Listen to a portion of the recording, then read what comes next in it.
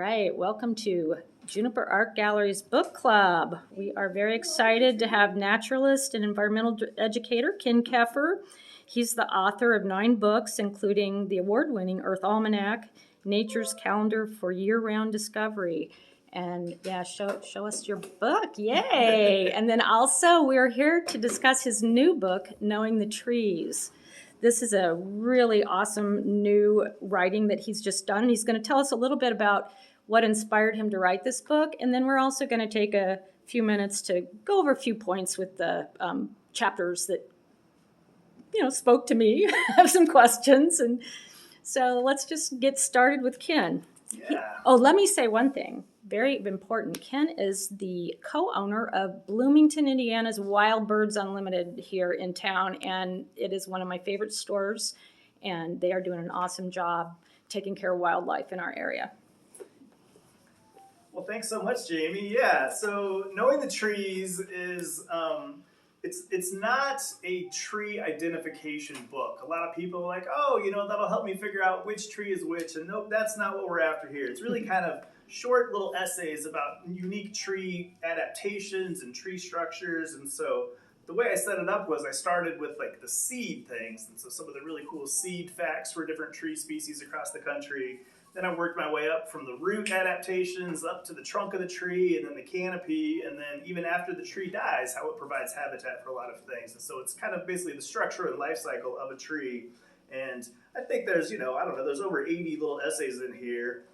And just kind of all over the place. I tried to pick the highlights of different types of things. And so we start off talking about sort of the conifers and the deciduous trees and some of those differences. And then there's the ginkgo, which is like this unique standalone species. It's got a really old kind of evolutionary history on it. Yeah, and that's a popular tree in Bloomington, Indiana, because the campus has a lot of them. Right. And yeah. and people mostly know them as the stinky trees. The stinky tree, for sure. Yeah, and that's one where you've got male species, or you've got male individuals and female individuals, and so. But what's really crazy is sometimes if you have like a male tree, it can develop a female branch on it eventually too. So it's sort of, and they also have mobile sperm, which for plants seems like impossible, but leave it to the ginkgo to defy all of the rules for trees and things. So. All right, now you all know you have to buy this book.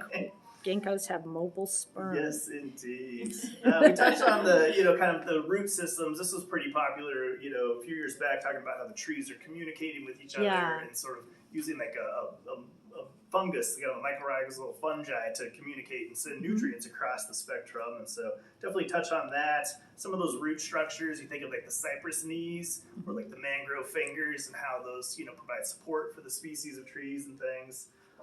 One of my favorite things, let me see if I can find the picture quick here. The illustrations are by Emily Walker. She's out of the Pacific Northwest, just a real stunning kind of technical illustrator. So this is the Osage orange illustration. And this entry, kind of the seed of knowledge sidebars, is called Evolutionary Anachronisms. And so if you think of an Osage orange, kind of that hedge ball, it's like almost a softball sized, and they're real prolific. They'll put them all out and they kind of fall to the ground, and it might roll down the hill, but it's not very good at seed dispersing to move around on the landscape.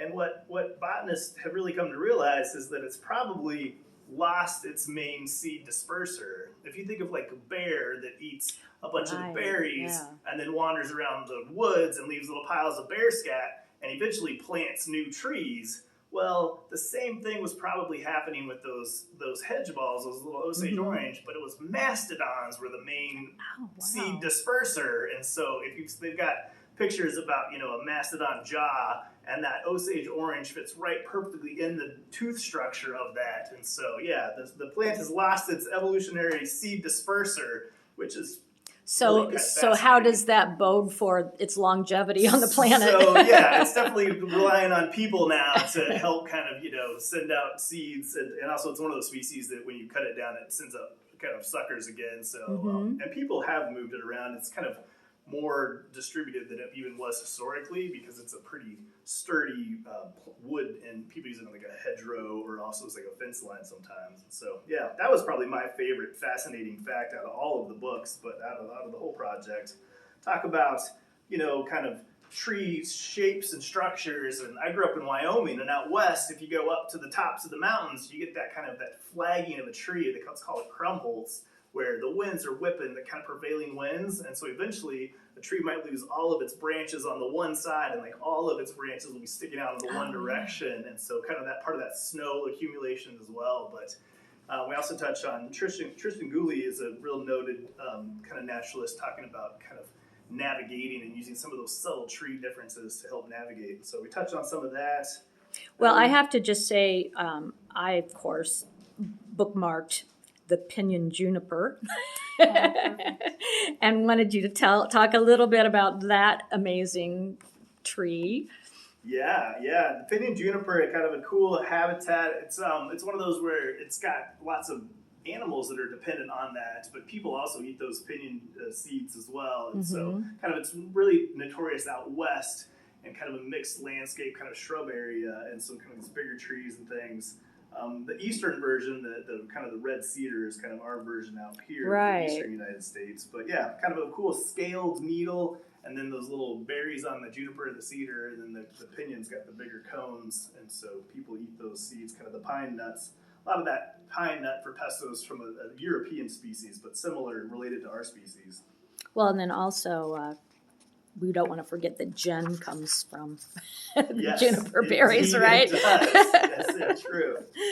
Yes. And sure. One of the reasons I named my art gallery Juniper Art Gallery was because I felt like, having been in retail and having had Wandering Turtle Art Gallery and know how things go, I wanted a business that would survive the fires. Right.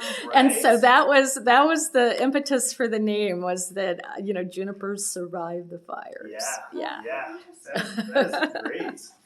I closed the book with a little essay on Aldo Leopold, and Leopold wrote Sand County Almanac and a number of other books, but one of his most sort of noted essays is talking about thinking like a mountain, and he talks about how in that one they kill a wolf, and he watches as the wolf dies, and he talks about losing the kind of the fierce green fire in the eyes, and he realizes that in the eyes of the wolf and in the eyes of the mountain and in the eyes of the trees, that a full intact ecosystem is really important, and that that no predators doesn't mean the mountain is safe. You have to have that balance between all things in nature, and they all have a part in nature. And so I kind of closed the book on that, and so kind of come full circle with the Knowingg the Trees, and yeah.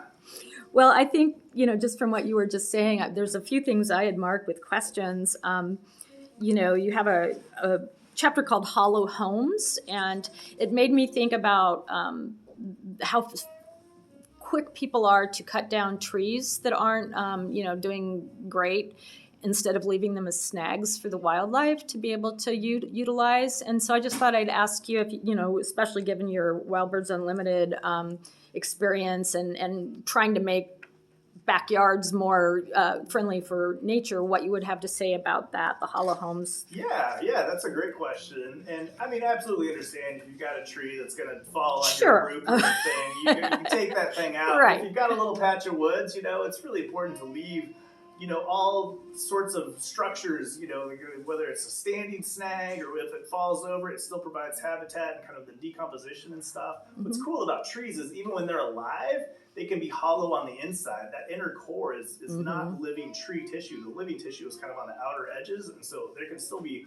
hollow homes for trees that are alive too, but the dead snags especially are providing a lot of insect life. They're kind of in there, kind of those decomposers, and then that next layer of birds coming in to eat those insects and stuff is really, and then the homes and kind of the cavities themselves, the holes in the trees, provide good winter roosting sites for a lot of species and nesting sites throughout the year too.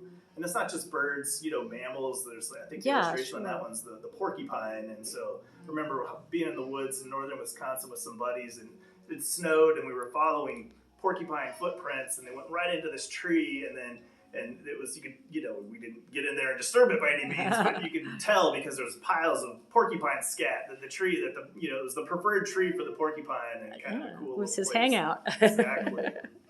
So my daughter went to IU and studied violin making. So of course I had to flag the page that has the picture of the Stradivarius. Indeed. And maybe have you speak just a moment to how how violins are created from different woods and what makes it a great instrument. Yeah, certainly. Yeah, I mean, it's the violins, a lot of guitars. I'm a mandolin player, and kind of those chunks of wood. And part of that is like the grain of the wood. And when I lived in Southeast Alaska, some of the old timers there, they called them music wood trees up there, and they would keep them on they were even more secret than morel spots. People like, oh, I got a tree somewhere over on that island.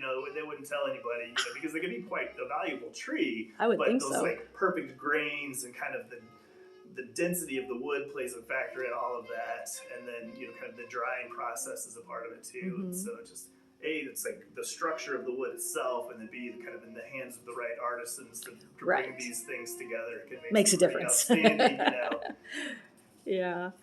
And since we're in October, I thought maybe you'd just say a word or two about fall foliage, and that also about the whole obsession with raking leaves and getting rid of all the leaves, and how actually leaving some leaf cover is really important for wildlife. Yeah, leave the leaves. It's right there in the name. It tells you what to do with it. Like you said, Leave it alone. Provides that structure, a little bit of just microclimate, so the invertebrates have a little place to live, and then those leaves will break down eventually and provide soil and nutrients back into your landscape. And so it's important. But I don't understand how New England has the corner on the fall foliage market. We have beautiful fall colors throughout the Midwest. Absolutely. I don't know if we just have this good of a marketing plan behind it or what, but you don't have to go to New England. We don't have the clam chowder.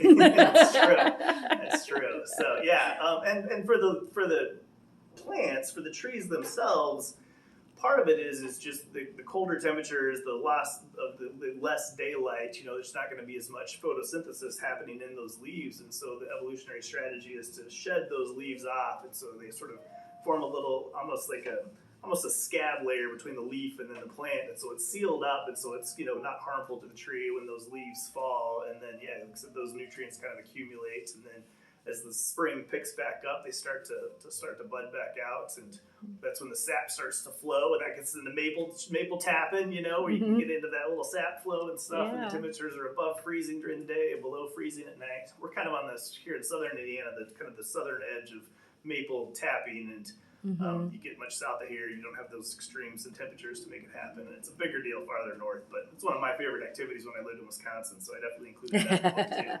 Well, I think you can see that there's a lot to learn from this book. It's very interesting, and the last thing I had flagged that was just something I wanted you to talk about was my favorite critter on the planet, which is the busy beaver. And how they've kind of gotten a bad rap, I think, and I just, can you talk to the benefits that they do for the landscape they alter? Yeah, I don't know if you can see Emily's beaver illustration there. And so the beaver is kind of an example of a keystone species. In ecology, we use that concept. If you think of, an archway, and that keystone is that top arch that holds all the rest of those, supports all of those.